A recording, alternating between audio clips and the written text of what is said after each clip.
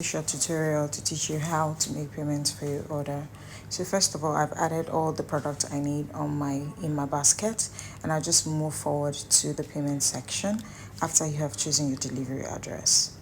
The next step is for you to make payment. Now when you get to this tab, you can see that there are several payment options. This includes the bot pay and the pay platform. Also, there's a waiting for transfer, which is if you are not ready to make payments at the moment. But if you're ready to make payments wherever it is, you can just simply go to your e-invoice and click on whatever medium you want to use. Now for this tutorial, I'm using the card option for the bot pay.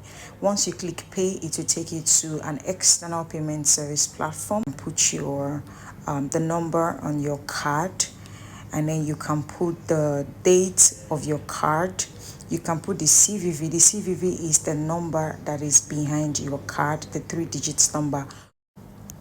After you have added these 3 digits, all you have to do is hit the pay button and your payment will be made.